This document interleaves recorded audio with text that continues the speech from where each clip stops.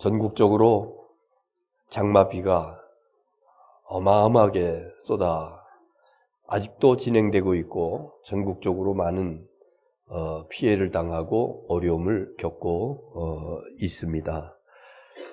이 어려움의 시간이 속히 지나가고 회복되어지고 우리 주님께서 특별히 만져주시고 위로하시는 그런 은혜가 우리 민족 위에, 우리 백성들 위에, 그리고 오늘 특별히 예배하시는 우리 모두 위에 충만케 되기를 주님의 이름으로 축원합니다. 우리는 지난 시간에 로마서에 있는 말씀을 통해서 그리스도 예수 안에 있는 자라고 하는 제목으로 말씀드렸어요. 그리스도 예수 안에 있는 자. 사도 바울의 고백을 보았습니다. 예수 믿고 구원받고 예수님을 만나고 은혜도 받고, 그런데 자기 마음으로는 하나님의 법을 따라서 선을 행하면서 복된 삶을 살아가고 싶은데, 그런데 알게 모르게 자꾸 내 속에서 죄의 속성이 일어나면서, 그러면서 죄의 법이 자기를 사로잡아오는 것을 경험하면서 이 바울은 외칩니다. 오라, 나는 곤고한 사람이로다. 이 사망의 몸에서 누가 나를 건져내랴. 로마서 7장 24절에 이렇게 고백을 합니다. 자, 그런데 놀랍게 장이 바뀌면서 반전이 일어나는데 8장 1절 2절에 있는 말씀 보면은, 그러므로 이제 그리스도 예수 안에 있는 자에게는, 예수 그리스도 안에 있는 자에게는 결코 정죄함이 없나니 이는 그리스도 예수 안에 있는 생명의 성령의 법이 죄와 사망의 법에서 너를 해방하였음이니라. 그리스도 예수 안에 있는 자에게는 결코 정죄함이 없나니, 정죄라고 하는 것은 법원에서 판결을 내리는 것을 정죄라고 그럽니다. 넌 사망, 빵빵빵 두들기면은 이 사람은 사형, 징역 50년, 두들기면은 50년. 이게 정죄입니다. 그런데 정죄함이 없다고 그럽니다. 오늘 저와 여러분을 향해서 정죄함이 없다고. 그 이야기는 뭐냐면요, 정죄함이 없다라고 하는 이야기는 무죄, 이런 얘기예요. 그래서 죄와 사망의 법에서 해방하였느니라. 무죄, 석방이야, 이런 얘기입니다. 누구에게? 예수 그리스도 안에 있는 자. 예수 그리스도 안에 있다고 하는 것은요, 우리가 여러 가지로 허물이 많고 죄가 많고 육체 소욕을 따라 살았던 여러 가지의 것들이 참으로 많이 있어서 부끄러운 심령이지만은, 예수 십자가의 보혈의 공로를 믿고, 그리고 주님께서 부르시는 그 음성을 듣고, 그리고 주님 앞에 주님, 나의 주님이시, 그러면서 주님 안으로 쑥 들어가는 거예요. 그래서 예수 그리스도 안에, 주님 안에, 저와 여러분이 예수님 안에 들어갔습니다. 어떻게? 예수님을 영접함으로. 그 예수 그리스도 안에 있는 자에게는 결코 정죄함이 없다고요. 결코가 한 번 있었습니다만 이거는요 3번, 그래서 절대로라고 하는 그런 의미로 쓰여지는 거예요. 결코 정죄함이 없다고. 왜 결코 정죄함이 없습니까? 죄가 있음에도 불구하고 왜 정죄함이 없습니까? 이미 예수님께서 십자가에서 죽으심으로, 피 흘리심으로 죄를 갚아주셨기 때문에 그런 거예요. 죄를 갚았기 때문에 넌 무죄야, 이렇게. 그래서 우리가 예수 그리스도 안에 믿음으로 예수님 영접하고, 그리고 주님 안에 들어갔을 적에 하나님께서는요, 심판대 위에서 바라보실 적에 여러 가지로 허물이 많고 추한 저 자신을 보는 것이 아니라 예수님 안에 들어가 있기 때문에 아버지께서 예수님을 보시는 거예요. 그래서 너는 의인이야, 너는 의로운 자야, 너는 거룩한 자야, 이렇게 판결을 해 주시는 것입니다. 그래서 죄와 사망의 법에서 완전하게 자유함을 얻은 백성들이 바로 오늘 저와 여러분인 줄로 믿습니다. 자, 그런데 오늘 말씀은요, 한 걸음 더 나아갑니다. 오늘 말씀은요, 정죄함이 없을 정도가 아닙니다. 너희는 심판이 없어. 이제 너에게는 너는 무죄야. 무죄 판결을 하는 그것 이상으로 놀라운 은혜와 축복이 예수 그리스도 안에 있는 자들에게 임하는 것을 오늘 본문 속에서 볼 수가 있습니다. 여러분, 우리 예수 믿는 성도들이 살아가면서 가장 큰 축복은 뭘까요? 우리가 살아가면서 가장 큰 복이 뭘까요? 많은 사람들은, 혹자는 뭐니 해도 저는 이 세상 살면서 돈 좀 많이 벌었으면 좋겠어요. 돈 걱정하지 아니하고 자식들 걱정하지 아니하고 많이 벌었으면 좋겠어요. 이렇게 이야기하는 사람도 있습니다. 어떤 사람은 이 세상에서 그래도 가장 큰 복 중의 복은요, 건강하게 무병장수하는 겁니다. 어떤 사람은요, 복 중의 복은요, 자녀들이 잘 되는 것입니다. 이렇게 얘기를 해요. 물론 틀린 말은 아닙니다. 예수 그리스도 안에 있는 자, 하나님의 은혜와 축복을 받아 누리는 자에게 하나님께서 주시고자 하시면 필요한 것들을, 원하는 것들을 우리 하나님께서 충만하게 공급해 주시는 아버지 하나님이신 줄로 믿습니다. 자, 그런데 그것보다 더 귀하고 더 놀랍고 복 중에 가장 큰 복은 뭐냐 하면은, 따라서 합시다. 성령께서 내 안에 살아계신 복이다. 이것을 뭐라고 부르냐면 성령의 내주하심이라고 그래요. 한자로 내주라고 하는 것은요, 안내자, 안에 있다라고 할 적에 내. 그 다음에 살주. 그래서 주택 그러면 살집, 이걸 갖다가 주택이라고 그러잖아요. 살주. 안에 살아있다. 누가? 성령께서. 이게 성령의 내주입니다. 성령의 내주.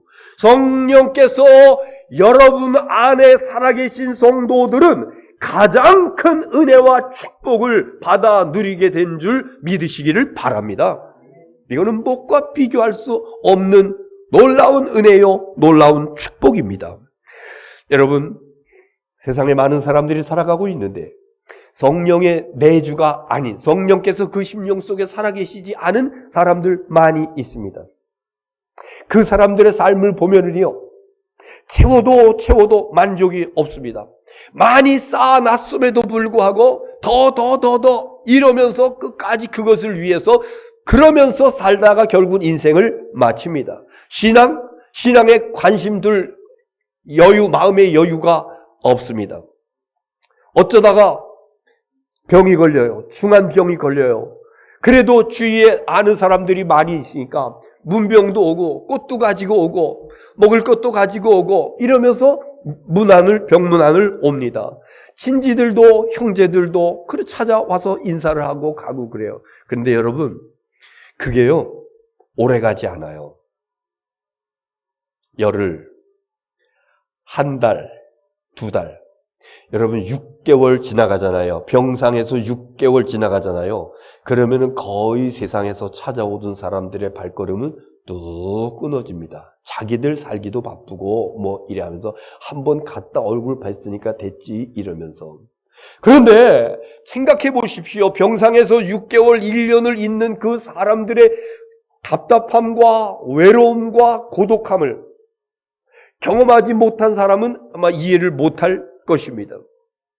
자, 그런데 6개월을 병상에서 있었음에도 불구하고 사람들은 하나 둘 발걸음이 뜸하고 가까운 친족들마저도 기억에서 멀어져 가면서 가족들이 가져왔던 꽃도 다 시들어지고 화분도 말라 죽어가고 그러면서 고독하고 외롭고 쓸쓸한 시간을 보내는데, 그런데 여러분, 그가 예수 믿는 사람이요, 그 속에 성령께서 내주하시는, 성령께서 살아계시는 심령일진데 그 성령께서 어느 날 갑자기 낙심하고 절망하고 고독하고 이런 그 심령 속에 성령께서 그 심령을 다시 한번 와서 따뜻하게 만져주시면은요, 찾아오는 사람도 없는데 병세가 좋아진 것도 아닌데 어디서부터 힘이 났는지 기쁨이 솟아나고 감격이 솟아나고 그러면서 새 힘을 얻게 되는 줄 믿습니다.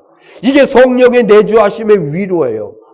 여러분 이것은요 경험해보지 못한 사람은 모릅니다. 성령의 인도하심과 성령의 역사하심, 성령께서 내 심령에게 힘을 주신 이런 것들을 체험해보지 못한 사람들은 정확하게 느낌을 알 수가 없습니다. 그럼에도 불구하고 이렇게 이야기를 하고 경험되었던 것들을 간증을 하고 이러면서 간접적으로 경험하는 것이죠.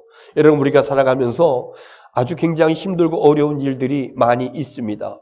내가 정말로 감당할 수 없는 그런 일들이 많이 있습니다. 그럴 때 내주하시는 성령께서 여러분의 심령 속에서 강권적으로 역사하시면은 다시 힘을 얻게 되고 다시 용기를 얻게 되고 담대하게 나아갈 수 있는 힘과 능력이 내주하시는 성령님께서 역사하심으로 우리의 심령 속에 나타나게 되는 줄로 믿습니다.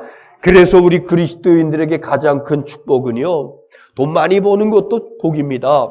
건강하고 무병장수하는 것도 복입니다. 자녀들이 잘 되는 것도 복입니다. 그러나 가장 큰 축복은 성령의 뭐라고요?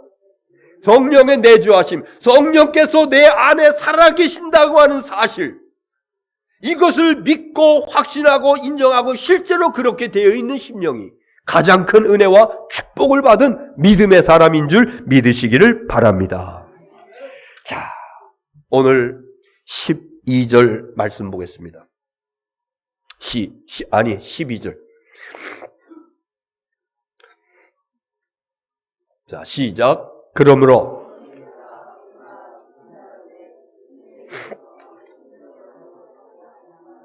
그러므로 형제들아, 우리가 빚진 자로되 육신에게 져서 육신대로 살 것이 아니니라. 빚진 자예요. 누가 빚진 자냐면요, 저와 여러분이 누구에게? 물론 예수 그리스도에게, 하나님에게, 하나님께 사랑의 빚을 졌습니다. 예수 그리스도께 놀라운 은혜의 빚을 졌습니다.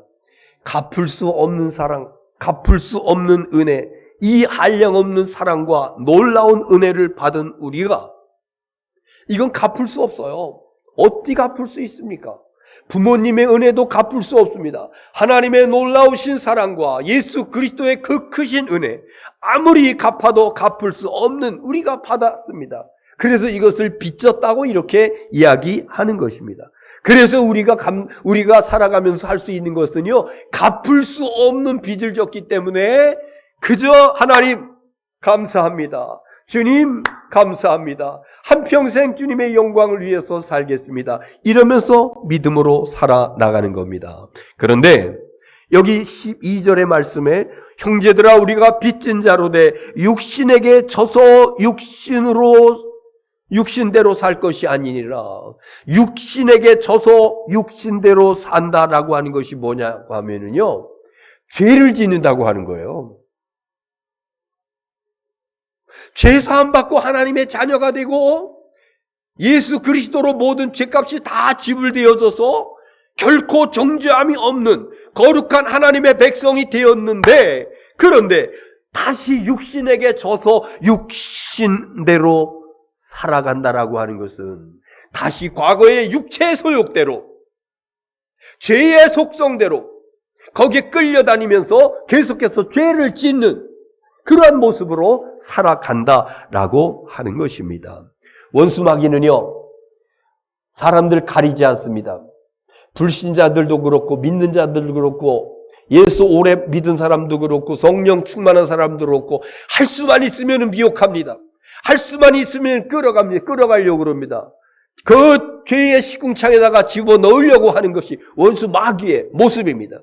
그래서 그 원수 마귀의 유혹 가운데서 자유로울 사람은 아무도 없습니다. 목사도 마찬가지입니다. 우리 장로님들도 마찬가지입니다. 신앙생활 30년, 40년 오래 하신 권사님도 마찬가지입니다. 원수 마귀는 할 수만 있으면 집어넣으려고. 그래서 육신에게 져서 육신대로 살게 만들고 죄의 노예가 되게 하고, 그리고 그것을 감추려고 하니까 또 죄를 짓고 또 죄를 짓고, 그래서 원수 마귀에게 코가 끼어서 끌려다닐 수밖에 없는 그런 존재로 된다라고 하는 것입니다. 그래서 13절에 이런 말씀이 있습니다. 보세요. 13절. 시작. 너희가 육신대로 살면 반드시 죽을 것이로되 영으로서 몸의 행실을 죽이면 살리라. 아멘. 육신대로 산다고 하는 것은 죄를 따라서 산다고 하는 것입니다. 구원받은 하나님의 자녀들 속에는 성령께서 내주하셔요. 성령께서 내 안에 살아 계십니다. 그런데 내 안에 살아 계신 성령님께서 순간순간 깨우쳐 주셔요. 내 안에 살아계신 성령님께서 이건 아니야. 그렇지 이거야. 이러면서 깨우쳐 주시고 잘못을 지적해 주십니다. 그때 성령의 깨우침과 성령의 감동에 순종하면서 살아나갈 적에 육신의 생각과 육신의 욕구를 죽이면서 살아갈 수가 있는 것입니다. 과감하게 끊어버리면서 결단하면서 살아갈 수가 있는 것입니다. 그런데 그렇지 못하고 그냥 육신의 소욕대로 그냥 육신에게 져서 육신대로 살아간다라고 그러면은 내 안에 살아계신 성령님을 무기력하게 만들고 오히려 악한 원수마귀는 더욱더 의기양양하면서 나를 이리저리 끌고 다니려고 죄의 종으로 만들어 버리려고 하는 것입니다. 자, 그런데 오늘 놀라운 정죄함이 없는 예수 그리스도 안에 있는 자들은 정죄함이 없는 것보다 더 놀라운 은혜와 축복이 저와 여러분에게 임했다고 그랬는데 그것은 뭐냐면요. 한번 따라서 합시다. 남성분들은 아들이라고 그러고 여성분들은 딸이라고 그러고 나는 하나님의 아들이다. 성경은 구약이란다. 성경의 히브리인들의 유대인들의 그런 정서를 따라서 그냥 아들이라고 보통 그러면은 우리는 그걸 그냥 자녀라고 이렇게 이해하면 됩니다. 아들과 딸 이렇게 이해하면 됩니다. 오늘 성경에 아들로 나와 있습니다만은 이것은 꼭 성별을 구분하는 것이 아니라 자녀라고 하는 단어를 그렇게 기록되었다. 그런데 여러분, 내가 하나님의 아들, 딸이라고 하는 것이 어째서 은혜고 어째서 축복이고 결코 정죄함이 없는 것보다도 더 놀라운 은혜가 내가 하나님의 아들, 내가 하나님의 딸이라고 하는 것인가?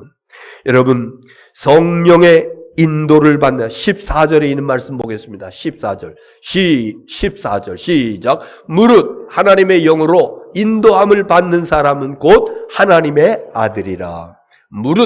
무릇이라고 하는 것은요, 누구든지 다 모두 그런 뜻입니다. 누구든지 하나님의 영으로 인도함을 받는 사람, 하나님의 영으로 인도함을 받는 사람, 굉장히 중요한 단어입니다. 하나님의 영으로 인도함 받는 사람, 하나님의 영이 뭡니까? 딴 생각하지 마세요. 제가 이렇게 여쭤보는 것은 여러분 다 알고 있는 것이기 때문에 이렇게 집중하려고 여쭤보는 거예요. 여러분, 하나님의 영을 다른 말로 뭐라고 그래요? 성령. 하나님의 영의 인도함을 받는 사람, 성령의 인도함을 받는 사람은 곧 하나님의 무엇이라고? 아들이다. 하나님의 아들이다. 하나님의 딸이다. 그런데 여러분, 하나님의 아들, 딸이라고 하는 것도 놀랍습니다만은 하나님의 영의 인도를 받는다고 하는 것, 이게 얼마나 귀한 것인지요. 얼마나 놀라운 것이지요. 성령은 우리를 세상에서 그냥 내버려 두시지 않습니다. 그냥 방임하지 않습니다. 제절로 크라고 내버려 두지 않습니다. 성령님께서는 우리를 인도해 나가십니다. 요한복음에 있는 말씀 보겠습니다. 16장 13절에 성령이 어떻게 역사하시는가? 요한복음 16장 13절 시작. 그러나 진리의 성령이 오시면 그가 너희를 모든 진리 가운데로 인도하시리니 그가 스스로 말하지 않고 오직 들은 것을 말하며 장래일을 너희에게. 앞부분에 있는 말씀, 진리의 성령이 오시면 그가 너희를 모든 진리 가운데로 무하시겠다고? 인도하시겠다. 성령이 우리 가운데 오시면 우리를 진리 가운데로 인도하신다. 이렇게 말씀하고 있습니다. 인도한다라고 하는 말은요, 우리가 인도한다라고 하는 말을 굉장히 아주 점잖은 그런 표현으로 이해를 하는데요. 인도한다라고 하는 것은요, 끌고 간다고 하는 얘기예요. 처음부터 성령께서 인도하는 대로 잘 따라오는 성도들이 있어요. 잘 따라오는 아들과 딸들이 있어요. 성령께서 이러면 이리 와. 그런데 성령께서 인도하시는데 잘 따라오지 아니하고 거부하고 곁길로 가고 그러면요 성령의 인도는요 이리 오십시오. 이게 아닙니다. 이 인도라고 하는 것은요 끌고 간다고 하는 거예요. 끌고 간다. 그러니까 절로 가려고 그러면 안 되지. 여러분 강아지들 이렇게 방송에 많이 나올 적에 그 교육하는 뭐라 그러나 그 사람이 개를 훈련시키는데요. 이 목에다가 이거 목줄 해가지고요 말 안 들으면 툭 치더라고요. 식구들은 그렇게 못해요. 아플 것 같아가지고. 그러나 그 교육시키는 훈련사는요. 그러면 걔가 놀래가지고 이거 아니지? 이러면서 정신 번쩍 드는데요. 하나님의 영이 사랑하는 자녀들을 인도하는데 그런데 잘 따라오는 아들과 딸이 있는 반면에 따라오지 않으려고 하는 자녀들이 있어요. 그때는요. 멱살을 잡고라도 끌고 갑니다. 아니 멱살 잡았는데도 버티기잖아요. 그러면요. 매가지를 비틀어 가지고라도 끌고 가는 겁니다. 그래도 말 안 듣는다. 그러면 몽둥이 트는 겁니다. 이게 뭡니까? 아버지가 아들을 딸을 사랑하는 심정입니다. 성령님께서 하나님의 아들, 하나님의 딸인 저와 여러분을 인도한다고 하는 것은요. 그냥 무조건 방임하며 자기 마음대로 살도록 내버려 두는 것이 아니라 말씀하시고 인도하시고 깨우쳐 주시고 지시하시고 그러는데 듣지 아니할 적에 끌고 가는 겁니다. 끌고 가는 거예요. 거부하면 거부할수록 콧뚜레에 코가 찢어져서 피가 남에도 불구하고 너 일로 가야 살 수 있어. 그러면 잡아 끄는 겁니다. 그러나 못된 송아지는 안 가려고 딱 버티면서 코에서 찢어서 피가 나더라도 질질 흘리면서 정말 지혜로운 하나님의 아들과 딸은 성령께서 우리를 인도하실 적에 믿음으로 순종하면서 아멘 아멘 하면서 따라가게 되는 줄로 믿습니다. 그런데 때로는 성도들 가운데서 안 가려고 버티고 그리고 도망가고 우리 하나님이여 새벽 날개를 치면서 바다 끝까지 간다 할지라도 거기까지 하나님 가신다 그랬어요. 그리고 멱살 잡고 일로 와. 그래도 되니까 이번에는 뭉둥이로다가 치면서까지 너는 내 아들이야. 너는 내 딸이야. 이러면 안 되지. 요즘은요. 세상이 많이 변했다고 그럽니다. 옛날에는 골목에서 나쁜 짓 하고 있는 그런 애들을 보면 지나가던 어른들이 야 이놈들아 이래 하면은 도망가고 이랬어요. 근데 요즘은요. 어른들이 그래 못한답니다. 그랬다가는요. 굉장히 험한 꼴을 당한답니다. 애들이 어른들을 무서워하지 아니하고 어른이 아이들에 대해서 잘못을 지적하는 것에 대해서 받아들이지를 않는다고 그럽니다. 그래서 아예 모른 체 하면서 그냥 지나간다고 그래요. 그런데 여러분 만약에 내 자식이 그 골목에서 다른 아이들과 같이 나쁜 행동을 하고 있다고 그러면 내 손자, 손녀가 사랑스러운데 손자, 손녀가 골목길에서 나쁜 친구들하고 어울려서 있다라고 그러면요. 나는 어떻게 하겠습니까? 그냥 좋은 게 좋은 거지. 괜히 여기 있다가 험한 꼴 당하지. 그러고 가겠습니까? 아니죠. 악착같이 달려가서 그 자식, 그 딸, 그거 붙잡고 그러면서 머리를 끄집어라도 안 오면은 등을 뚜디 때려서라도 끌고 오죠. 이게 뭡니까? 부모가 자식을 사랑하는 아버지의 마음인 것입니다. 그래서 내가 하나님의 아들, 내가 하나님의 자녀라고 이래서게 성령께서는 우리를 인도하십니다. 우리를 이끌고 가십니다. 어떻게? 하나님께서 원하시는 방향으로. 하나님께서 기뻐하시는 방향으로. 그래서 우리가 성령의 인도를 받는다라고 하는 것은 성령의 인도하심, 내주하시는 성령께서 나를 인도하신다라고 하는 것은 내가 바로 하나님의 아들이다, 하나님의 딸이다라고 하는 분명한 증거인 것을 믿으시기를 바랍니다. 제멋대로 사는데도 성령께서 아무 제재가 없으면은 죄를 떡 먹듯이 하면서 살아가는 예수 믿는 사람임에도 불구하고 하나님께서 거기에 제재하시지 않는다라고 그러면은 난 하나님의 아들인가 하나님의 딸인가 다시 한번 심각하게 생각해 봐야 됩니다. 하나님의 자녀는 하나님께서 때려서라도 데려오시는 것입니다. 하나님의 영, 성령의 인도가 여러분에게 있었다라 그러면은, 성령의 인도하심이 여러분에게 있다라 그러면은 감사하시 바랍니다. 이것은 분명한 증거니 나는 바로 하나님의 아들이요, 나는 바로 하나님의 딸인 줄로 믿습니다. 또 하나, 하나님의 자녀인 증거가 뭐냐면은 15절 보겠습니다. 15절 시작. 너희는 무서워하는 받지 아니하고 양자의 영을 받았으므로 우리가 아빠 아버지라 부르느니라. 아멘.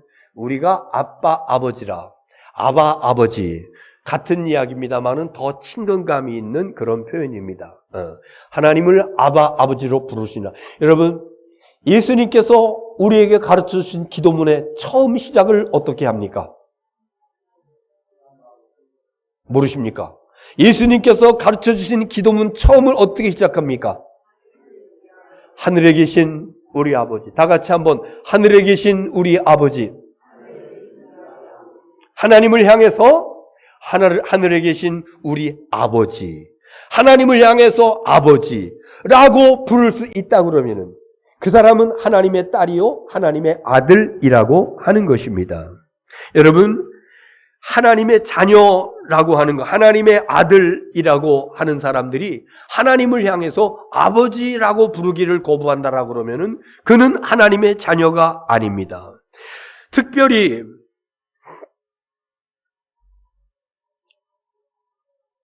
어렸을 적에 매를 맞아 보신 적이 있는 분들이 많이 있을 거야. 요즘은 뭐 그렇게 안 한다고 그럽니다만은 옛날에는 그래요. 학교에서도 선생님이 잘못하면은 종아리를 때리고, 집에서도 잘못하면은 부모님이 종아리를 때리고, 어렸을 적에 그런 매를 맞으면서 자란 경우들이 많이 있습니다. 어느 아들이 잘못해서 아버지가 회차리를 준비해가지고 종아리를 사정없이 내리치는 겁니다. 그래서 멍이 들고 터지고 피가 나고, 그런데 그 아들이 매를 맞으면서 그래, 내가 잘못했지. 그러면서 아버지 잘못했어요. 그 한마디 하니까는요, 아버지가요, 회차리 때리는 것을 탁 멈추고 회차리를 뚝 꺾어버립니다. 그리고 그 아들 붙잡고 웁니다. 얼마나 아프냐. 아들아, 너 얼마나 아프냐. 그리고 그 종아리를 문질러 주시면서 약을 발라주시면서 껴안고 눈물을 흘리는, 이것이 아버지입니다. 여러분, 아버지는요, 두려운 분이 아니에요. 자녀가 아버지를 볼 때는요, 두려운 분이 아니고 무서운 분이 아닙니다. 만약에 아버지가 무서운 사람이 있다라고 그러면 그 사람은 아버지 앞에서 뭔가 큰 잘못한 사람이에요. 정말 아버지 앞에서 아버지 잘못했어요 이러면서 아버지에게 잘못을 얘기하고 용서 안 받고 아버지하고 부둥켜 안고 눈물을 흘린 그 자식은요, 아버지 무섭지 않아요. 아버지 앞에서 두렵지 않습니다. 그래서 필요할 때마다 아버지, 나 수학여행 가는데 돈 좀 주세요 이러면서 손을 내밀고 뭐랬나 얘기할 수가. 그런데 아버지가 무서운 사람이 있습니다. 아버지가 두려운 사람이 있습니다. 자기 뭔가 속에 잘못한 게, 죄진 게 아버지께 말하지 못한 게 있어요. 그러니까 아버지 앞에 와서 뭔가 얘기할 적에 쭈삣쭈삣하면서, 아버지, 우리 3학년인데 이번에 경주로 수학여행을 간대요. 근데 다른 애들은 뭘도 가져간다고 그러고 뭣도 가져가란다고 그러는데 나는요 이러면서요 한 5분 동안 늘어놓는 거예요. 그 얘기 뭐냐면, 아버지 나 수학여행 가는데 용돈 주세요. 그 이야기를요 막 장황하게 늘어놓는 거예요. 아버지가 두려운 아이입니다. 아버지가 무서운 아이입니다. 아버지 앞에 뭔가 자백하지 못한 그런 속에 감추어져 있는 이런 자식입니다. 그러나 아버지 앞에 허물이 없어요. 아버지 앞에 다 용서받았어요. 아버지, 저 5만 원만 주세요. 이렇게 얘기할 수 있는 거예요. 우리가 하나님의 아들이라고 그러면, 하나님의 딸이라고 그러면요, 우리 하나님 앞에서 두려워하면서 벌벌 떨면서 뒷걸음질 치면서 아닙니다. 믿음의 사람들은 하나님의 은혜의 보좌 앞에 어떻게 나아가라고? 담대히 나아갈지니라. 하나님의 자녀이기 때문에, 그리고 하나님 앞에 떳떳하게, 하나님 도와주세요, 하나님 주세요, 기도할 때도 담대하게, 할 수 있게 되는 줄로 믿습니다. 네. 오늘 이 시간 살아계신 아버지 하나님이 정말로 나의 아버지시라고 분명하게 고백할 수 있는 저와 여러분 될 수 있기를 주의 이름으로 축원합니다. 우리 한번 같이 합시다. 하나님은 나의 아버지십니다. 한 분도 빼놓지 말고 하나님은 나의 아버지십니다. 이 이야기를요 다른 사람들은 못해요. 여러분 길 가는 어린아이 하나 붙잡아가지고 얘야 너 저 아저씨한테 아버지라고 불러봐. 그러면 과자 사줄게. 그런데 얘가 과자라고 하는 것 때문에 쳐다보고 이러는데 소리가 안 나와요. 그리고 나중에 그냥 울어버립니다. 자기 아버지가 아닌 사람을 아버지라고 부르라고 그러니까 얘가 못 부르는 거예요. 여러분 세상에 있는 사람들, 신앙 없는 사람들, 불신앙 가운데 있는 사람들에게 하나님이 아버지시여 아버지라고 불러봐. 불러요 못 불러요? 못 부르는 겁니다. 하나님을 아버지라고 부를 수 있는 것은 내주하시는 성령, 내 안에 살아계신 성령께서 우리에게 은혜를 주시고 우리에게 감동을 주시고 우리에게 믿음을 주시고 전혀 거리낌이 없이 하나님을 아버지라고 부를 수 있는 놀라운 은혜와 축복을 주신 줄로 믿습니다.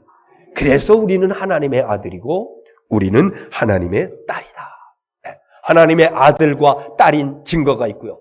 그리고 두 가지 말씀드렸어요. 그리고 이번에는요 하나님의 아들과 딸에게 주시는 특권이 있습니다. 한번 보겠습니다. 17절 시작. 자녀이면 또한 상속자 곧 하나님의 상속자요 그리스도와 함께한 상속자니 우리가 그와 함께 영광을 받기 위하여 고난도 함께 받아야 할 것이니라. 아멘. 하나님의 자녀에게 두 가지 특권이 있습니다. 놀라운 은혜의 특권입니다. 그 첫 번째 특권은 뭐냐면요 상속자라고 그랬습니다. 여러분 상속자가 뭐예요? 부모나 조부모나 조상들의 재산을 물려받는 사람을 상속자라고 그럽니다. 세상에서 조상들로부터 유산을 상속받는 사람은 참 복된 사람입니다. 왜? 그런 거 없는 사람들도 많이 있으니까. 그런데 하나님의 상속자라고 말씀하고 있습니다.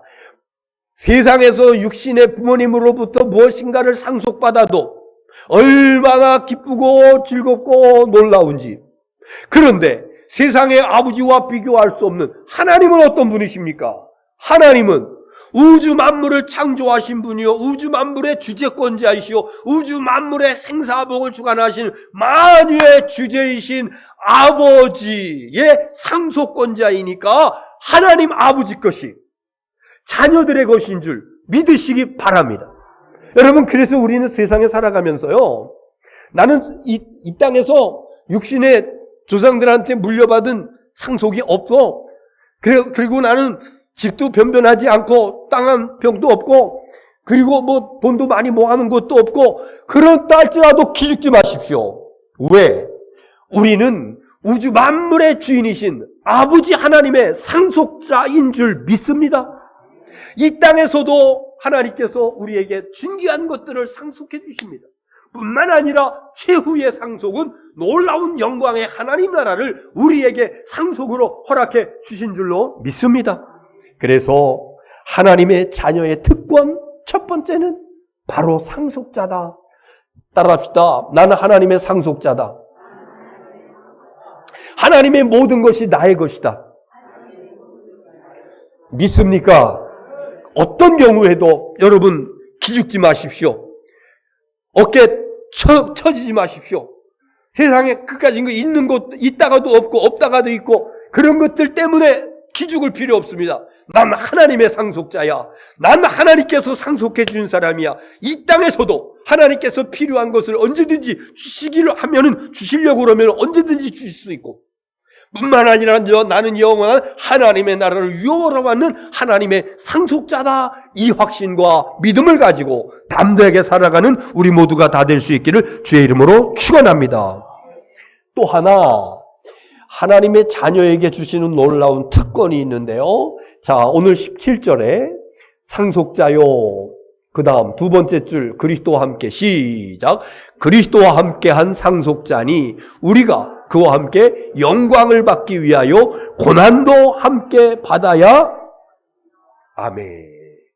여러분, 하나님 나라를 위해서, 예수님을 위해서 고난을 받는다고 하는 것이 어떤 의미인가? 고난을 받는다고 하는 것이 특권이라고 저는 말씀드리는데, 하나님의 상속자가 첫 번째 특권이고, 두 번째는 예수 그리스도와 더불어서 우리가 영광을 받을 영광을 위해서 고난도 함께 받아야 할지니라, 고난받는 것도 특권이라고 이렇게 분명하게 말씀을 드립니다. 여러분, 누군가가 여러분에게 나는 당신을 정말로 사랑합니다, 그냥 말로 그러는 것이 아니라 정말 그 사람의 그 사랑이 정말 뜨겁게 느껴져요. 그리고 그는 정말로 헌신적으로 나를 사랑하고, 그리고 필요한 것들을 다 공급하고 그가 해줄 수 있는 모든 것을 다 해주고 막 그래요. 나도 그 사랑이 진심으로 느껴져요. 나도 그래서 그 사랑을 받아요. 그래서 사랑을 주고받으면서 그러면서 살아가게 됩니다. 그런데 어느 날 내가 그렇게 사랑을 받았고 나도 그를 그렇게 사랑하고 그 사람이 나의 도움을 필요로 할 때가 있어요. 내가 그를 위해서 정말 힘들게 노동을 해야 되고, 내가 그를 위해서 뭔가 희생을 해야 되고, 내가 그를 위해서 뭔가 어려운 일을 당해야 되고, 그런 일이 있을 적에, 그런 일을 만났을 적에 나는 그를 위해서 억지로 노동을 하고, 억지로 수고하고, 억지로 고난을 감내하고 그렇다라 그러면 내가 그를 향한 사랑이 그것이 진짜일까 가짜일까? 정말로 그가 나에게 큰 사랑을 주었고 나도 그 사랑의 진실을 다 알고 이해하고 나도 그를 사랑하고 그러면서 서로 죽고 못 사는, 목숨보다 더 귀하게 여기는 그런 사이라고 그러면은요, 그 사랑하는 사람이 힘들고 어려운 이에게 처했을 적에 내가 할 수 있는, 내가 고난을 받고서라도 그를 도울 수 있다라고 그러면은요, 나는 기꺼이, 나는 자원하는 마음으로, 나는 감사하는 마음으로 그 고난을 내가 자초할 수 있어야 그 사랑이 진짜입니다. 그러나 뒤로 쭈삣쭈삣 빼면서 눈치 보면서 이거를 어떻게 모면하지? 이러면 이 사람은 진짜 사랑한 거 아니에요. 그 사람을 이용한 겁니다. 여러분, 이것이 우리의 신앙에 그대로 적용이 됩니다. 아버지 하나님을 향한 여러분의 사랑, 하나님이 얼마나 나를 사랑하십니까? 죄로 인해서 영원히 멸망받을 수밖에 없는 나를 살리기 위해서 독생자를 이 땅에 보내시고 그리고 십자가에서 죽이시기까지 나를 사랑하신 아버지 하나님의 사랑, 그리고 예수 그 놀라운 은혜, 내 죄값을 치러주기 위해서 아무 허물과 죄가 없는 그분이 십자가 위에서 그냥 다 돌려 돌아가시면서 피 흘리신 그 놀라우신 은혜, 내가 그걸 받았습니다. 그런데 그 하나님을 위해서 내가 고난받는 것이 거부되어지고, 그 하나님, 그 예수님을 위해서 내가 고난받는 것이 이거 아닌 것 같고 이렇다라 그러면 여러분, 내 신앙 진짜 아닐 수 있습니다. 내 믿음 진짜 아닐 수 있습니다. 정말 하나님을 향한 사랑과 예수님을 향한 그 놀라우신 은혜에 대한 감사가 있는 사람이라고 그러면, 믿음이 있는 사람이라고 그러면요, 하나님을 위해서 너 나를 위해서 고난받을래? 할렐루야, 감사합니다. 제가 영광입니다. 얼마나 감사한지요. 그러면서 고난을 자처하면서 안에 들어가 있을지, 그 사람 진짜 믿음입니다. 그래서 이 믿음을 가지고 있었던 우리 신앙의 선조들은요, 목숨도 아까워하지 아니하고 하나님 나라를 위해서, 우리 주님 예수 그리스도를 위해서 젊음도 아까워하지 아니하고, 우리 한국의 초대교회에 온 선교사들이 다 그렇지 않습니까? 진정으로 주님을 사랑하고 진짜 신앙을 가지고 있었던 그런 사람들의 모습인 것입니다. 그래서 고난을 달게 받을 수 있다고 그러면은 그 사람은 진짜 하나님의 자녀가 분명하다. 그런데 주님을 위해서 와지는 고난이 있다 그러면요, 이건 감사해야 되는 거예요. 왜 그런 거 아니? 아무에게나 그거 안 시키거든요. 아무에게나 그 고난 안 시킵니다. 그래서 이건 특권입니다. 하나님 나라를 상속받는 것도 특권이지만은 하나님 나라를 위해서 고난을 받을 수 있는 그 기회가 온 것도 특권인 줄 믿으시기 바랍니다. 한번 적용해 볼까요? 우리가 한 달에 한 번씩 교회에서 돌아가면서 청소를 하는데 요즘은요 조금만 움직여도 땀이 쭉 쏟아집니다. 그런데 이게 잠깐이 뭡니까? 1시간, 2시간, 3시간 말에 많이 걸리는데, 그런데 만약에 이것이 하나님 감사합니다, 기쁨으로 이 일을 감당할 수 있다라고 그러면요, 이것은요 주님의 고난을 감당할 수 있는 진짜 믿음의 아들입니다. 그러나 이것이 짜증이 나고 여기에 불평이 나고 왜 내가 이런 수고를 해야 되지? 만약에 그런 생각이 있다라고 그러면 다시 한번 내가 하나님의 진짜 아들인가? 내가 진짜 하나님의 딸인가? 하나님의 진정한 아들이요 진정한 딸이라고 그러면은요 고난도 함께 받아야 될지니라 자원하는 마음으로, 감사하는 마음으로 하나님 감사합니다 이렇게 나올 수가 있는 것이니, 여러분 주님을 위해서, 하나님 나라를 위해서, 주님의 몸된 교회를 위해서 수고하고 땀 흘리고 고난당할 수 있다라고 그러면은 하나님께서 나에게 주신 놀라운 은혜요. 그런데 이 놀라운 은혜는 여기서 끝나는 것이 아니라 영원한 하나님의 나라의 영광과 좋게 비교할 수 없도다. 우리 하나님께서 예비하신 은혜와 축복이 있다고 분명히 말씀해 주고 있습니다. 나는 하나님의 아들이요 나는 하나님의 딸이다. 이 분명한 믿음을 가지고 담대하게 나는 하늘의 상속자이다. 그리고 나는 기쁜 마음으로 즐거움으로 고난도 받는 특권을 하나님께서 나에게 허락해 주셨다. 이 귀한 믿음으로 승리하는 저와 여러분 될 수 있기를 주님의 이름으로 축원합니다.